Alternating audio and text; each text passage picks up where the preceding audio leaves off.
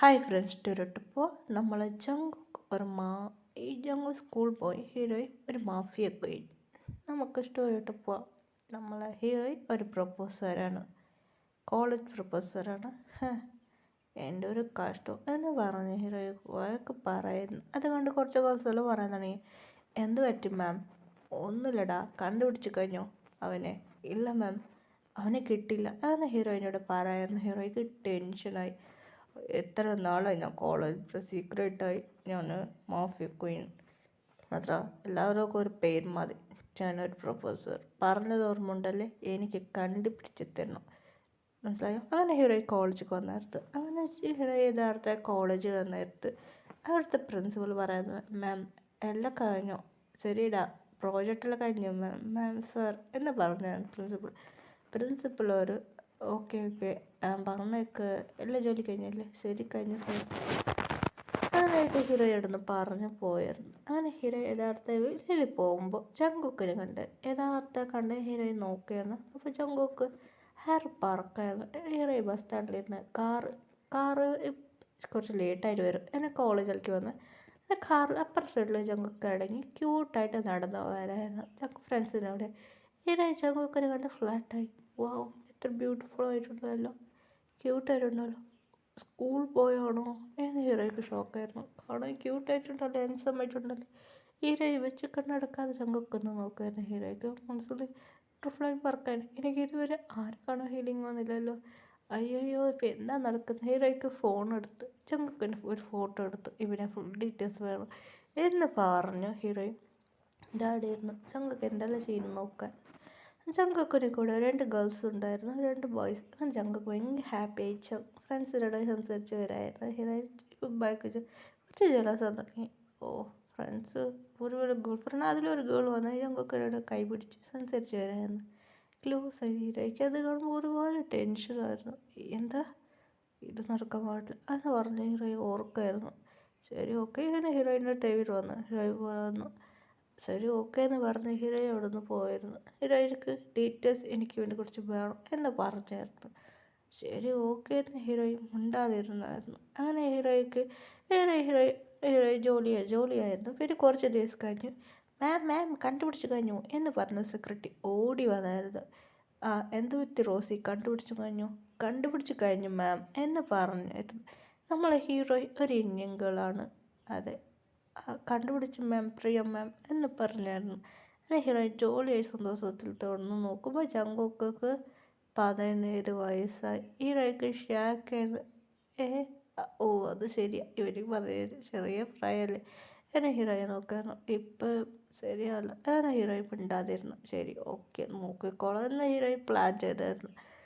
അങ്ങനെയായിട്ട് ഹീറോയിൻ നല്ല മാഫിയാണ്, എല്ലാവർക്കും പോലീസിൽ നല്ല ഹെൽപ്പ് ചെയ്യും. അതും മാത്രമല്ല അങ്ങനെ ഹീറോയിൻ മിണ്ടാതിരുന്നു. ശരി, ഓക്കെ എന്ന് പറഞ്ഞു. അങ്ങനെയായിട്ട് മിണ്ടാതിരുന്നായിരുന്നു.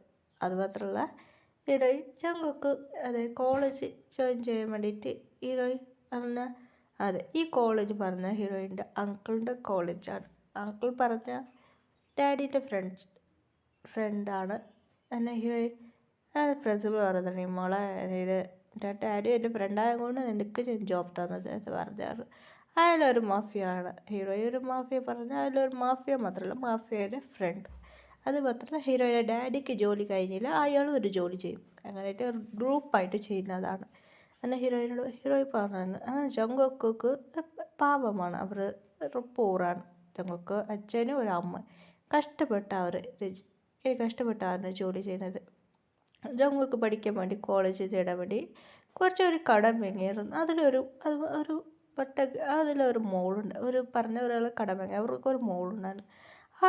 അവൾ കോളേജ് പഠിക്കുകയാണ്, സെക്കൻഡ് ഇയർ പഠിക്കുകയാണ്. ആ പെണ്ണിക്ക് ജങ്കുക്ക് പോലെ കണ്ണുണ്ട്. അവനെ പെണ്ണ് പറയായിരുന്നു, എനിക്ക് ഒന്നിട്ടായിരിക്കും. അങ്ങനെ ജങ്കുക്ക് പിടിച്ചു വെച്ച് എനിക്ക് ഒന്നായിട്ട് വേണം. അങ്ങനെയായിട്ട് ജങ്കുക്കൊണ്ട് പറഞ്ഞു, നീ വരണം ആന്ന് മാത്രം പണമൊന്നും തരേണ്ട വേണം, എനിക്കിങ്ങനെ ബട്ടിക്കോട് ഇങ്ങനെ ക്ലോസ് ഇടണം. ജങ്കുക്ക് അത് കേൾക്കുമ്പോൾ ടെൻഷനായിരുന്നു. അങ്ങനെ ഇരിക്കാൻ പറ്റില്ല എന്ന് ജങ്കുക്ക് ടെൻഷൻ പറയുന്നു. അതുകൊണ്ട് ഹീറോയ്ക്ക് ഈ ന്യൂസ് കേട്ടായിരുന്നു. അപ്പോൾ ഹീറോയിൻ പ്ലാൻ ചെയ്തു. അങ്ങനെയായിട്ട് ഹീറോയിൻ ജങ്കുക്ക് വേറെ വഴിയില്ല. അങ്ങനെ ജങ്കുക്ക് ഇപ്പോൾ 18 വയസ്സായി. ഇനി കോളേജ് ജോയിൻ ചെയ്തത്. ജങ്കുക്ക് ഭയങ്കര ഹാപ്പി ആയിരുന്നു.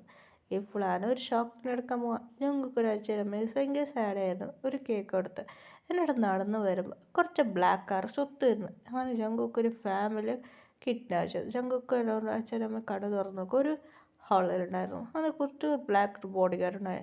പറഞ്ഞ കേക്ക് നിങ്ങൾ ഞങ്ങളെ മാമിനെ മാരേജ് കഴിക്കണം, അങ്ങനെ മാത്രം ഞങ്ങൾ വിടൂ എന്ന് ജങ്കുക്കിൻ്റെ അച്ഛനമ്മേനെ പിടിച്ച് മിരട്ടിയാണ്.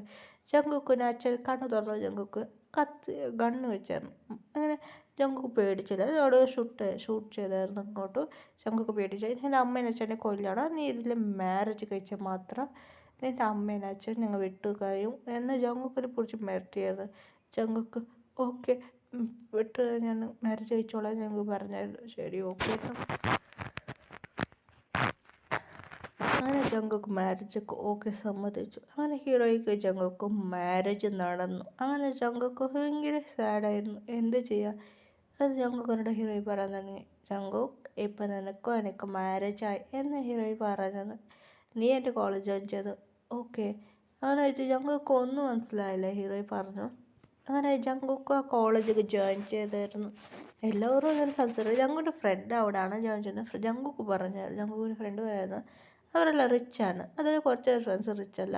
അവർ പറഞ്ഞ് ഞങ്ങൾ ഫ്രണ്ട് പറയാൻ തുടങ്ങി, മച്ചാ എടാ 2 പേര് റിച്ച് ആണ്. അത് മാത്രമല്ല അതിലൊരു ഗേൾ മാത്രം റിച്ചല്ല. അവൾ വേറെ ഇങ്ങനെ അച്ഛനമ്മ, അതെ അവൾ വേറെ കോളേജിൽ ജോയിൻ ചെയ്തായിരുന്നു. അങ്ങനെ ജങ്കുക്ക് പറഞ്ഞു, മച്ചാ അത് ഇങ്ങനെ സംസാരിക്കുമായിരുന്നു. ജങ്കുക്ക് പറയാം, മച്ചാ നിങ്ങൾക്ക് എങ്ങനെടാ ഇവിടെ, ഇത് ഭയങ്കര റിച്ച് കോളേജ്, ഇവിടെ ഫീസ് കിട്ടാൻ ഒരുപാട് കഷ്ടം. ജങ്കുക്ക് എന്തോന്ന് പറഞ്ഞ് മനസ്സിലാക്കിയായിരുന്നു. അതിൽ ജങ്കുക്കിൻ്റെ ഫ്രണ്ടിക്കും മനസ്സിലായി എന്താണ് പറയടാന്ന്. ജങ്കുക്ക് എല്ലാ കാര്യം പറഞ്ഞായിരുന്നു.